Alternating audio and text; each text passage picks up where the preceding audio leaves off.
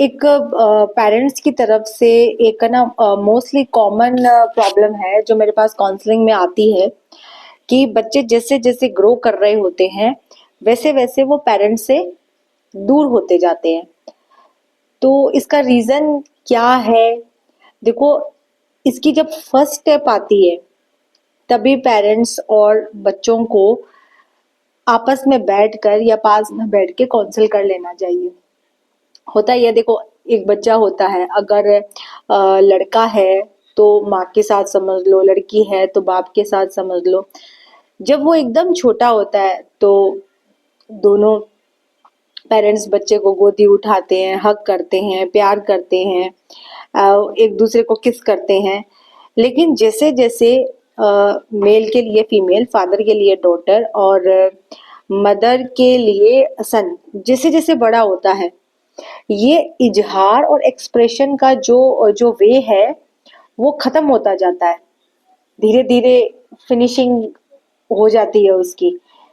मतलब अब बेटा काफी बड़ा हो गया है और अ, ये जो माँ और बेटे के बीच में जो एक रिलेशन था, एक एक दूसरे को हक करने का, एक दूसरे की परेशानी में शरीक होने का। बेटा रो रहा है तो माँ ने उसे गले लगा लिया, माँ रो रही है तो बेटे ने उसे, ये चीज जैसे जैसे आपका बच्चा एडल्ट होता जाता है खत्म होती जाती है।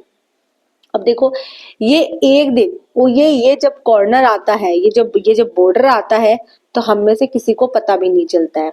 लाइक सोचो, 14 साल का हुआ आपका बेटा, सारी बातें आपसे शेयर कर रहा था, आपकी बेटी आपसे सारी बातें शेयर कर रही थी। स्लोली स्लोली एक ऐसा कन्वर्जन आता है जिस टाइम वो पेरेंट्स को वो बात बतानी जरूरी नहीं समझता। उस टाइम में क्या होता है? उस टाइम में उस बच्चे को ये चाहिए होता है कि मेरे इस कारनामे की वजह से मुझे जज ना किया जाए, मैं सही था, मैं गलत था, ये जज ना किया जाए। और अगर पहले प्रिडिक्ट कर लेता है कि मेरे इस कारनामे की वजह से मुझे जज किया जाएगा, आज भाई मैंने सिगरेट पी है, आज मैंने दारू पी है, मैं पेरेंट्स को जाके बताऊंगा, या तो मुझे लेक्चर मिलेगा या फिर मुझे जज किया जाएगा कि ये गलत है, ये गलत रास्ते पे जा रहा है, गलत राह उसने चुन ली है। बस इस जजमेंट की वजह से एक ऐसा बॉर्डर आ जाता है जिस वजह से वो पेरेंट्स को कुछ बताता नहीं है, और वो सारी चीजें धीरे धीरे धीरे धीरे एक बाउंड्री बन जाती है, और ये बाउंड्री एक टाइम पे आके एक वॉल क्रिएट कर देती है। तो देखो, पेरेंट्स पेरेंट्स ही रहेंगे। इससे कुछ फर्क नहीं पड़ता अगर वो बच्चों के साथ एक फ्रेंड का रोल अदा कर दे, रहेंगे वो पेरेंट्स ही। लेकिन उस पेरेंट्स को दिखाने की, जताने की जरूरत नहीं है, वो उसी तरह दोस्त की तरह रह सकता है। ये तो वही बात हो गई, तुम्हारे पास पैसा हुआ और तुमने पैसा दिखाया। भाई, तुम्हारे पास पेरेंट्स की पोस्ट थी और तुमने दिखाया, जताया, ये एटीट्यूड रखा तुमने। तो ये इस ओरा से जब पेरेंट्स हट जाए, और सिमिलरली बच्चा भी कभी अपने आप को इतना अडल्ट ना समझे कि मैं इतना बड़ा हो गया हूँ कि अब मैं अपने डिसीजन खुद ले सकता हूँ, अपनी जिंदगी खुद जी सकता हूँ। ऐसे कंडीशन में जब बच्चे बहुत अलोन हो जाते हैं अपनी कंडीशंस की वजह से, अपनी परिस्थितियों की वजह से, प्रॉब्लम्स देखो इकोनॉमिकली बच्चों को आती है, और लाइफ में अप एंड डाउन सबकी लाइफ में चलते ही हैं।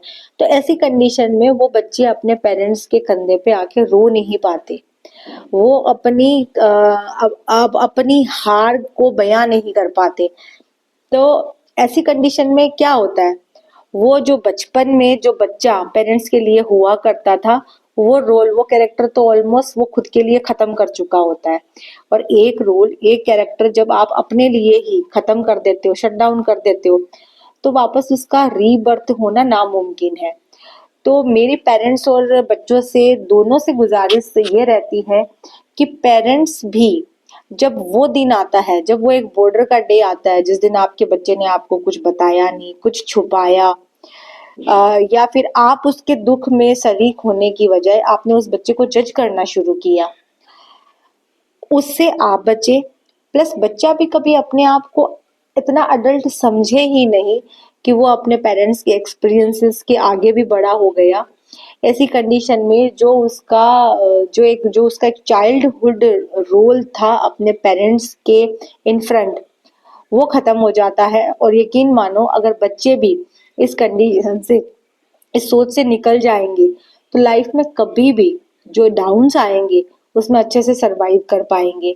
और एक वो पेरेंट्स का अगर साथ होता है, क्योंकि जिंदगी में और मेंबर्स तो कंप्लीटली आपके हो ही नहीं सकते, एक वही वेल विशर होता है जो आपके लिए दिन रात दुआ कर रहा होता है। आप उसके सामने ही अपना अडल्ट होने का एक एटीट्यूड शो करते हो और पेरेंट्स के सामने एक ऐसी पिक्चर बना लेते हो कि पेरेंट्स अब स्पीकलेस है, वो बोल ही नहीं सकते। और धीरे धीरे धीरे धीरे एक ऐसे गैप स्टार्ट हो जाते हैं जिसमें मदर फादर सोचते हैं कि बच्चे को ऐसे बोलेंगे तो क्या होगा क्या नहीं होगा, वो क्या सोचेगा क्या समझ लेगा।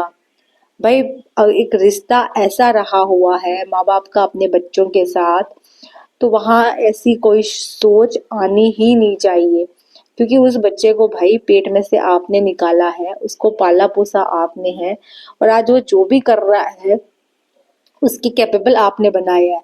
मैं बहुत सारे बच्चों को ये भी देखती हूँ आज जो 25-30 साल के हैं, वो उनसे ये भी सुनती हूँ कि उन्होंने किया क्या। देखो, अगर वो गरीबी में थे और या बड़े सब होते हैं, वो पालते नहीं तब भी आपकी ग्रोइंग हो रही होती, तब भी आप बड़े हो रहे होते, लेकिन फिर भी कहीं न कहीं किसी न कोने पे आप ये सोच के देखो कि कभी न कभी कुछ न कुछ आपके पेरेंट्स ने आपको दिया ही होगा, क्योंकि लेने के लिए तो ये लोग पैदा ही नहीं हुए हैं, और जब इनकी लेने की बारी आएगी तब ऊपर चले जाएंगे ये। तो जो ये कोऑर्डिनेशन है उसको प्लीज बना के रखें। वो जो फर्स्ट डे जो जो बॉर्डर आता है, जो फर्स्ट डे आपके आपके कैरेक्टर से एक अडल्ट के कैरेक्टर कैरेक्टर तक आपको बनाता है, उस वॉल को बंद करो। और सिमिलरली एक चाइल्डहुड में जैसे बच्चा अपने मम्मी के पल्लू के पास आके बंध जाता था, या फिर सारी बातें कह पाता था, और पेरेंट्स भी अपने बच्चे को पूरा अपने बदन से चिपका के रख पाते थे, इस एटीट्यूड को कभी खत्म नहीं करो। ये एक ऐसी फीलिंग है जो आपको हर वक्त इस चीज से आपको हैप्पीनेस देती रहती है कि हाँ ये बच्चा मेरा है। सो इस चीज को समझें और इसको एक प्रॉब्लम स्टेज तक आने से पहले ही इसके लिए प्लान रहें और ये नौबत ना आने दें। Thank you.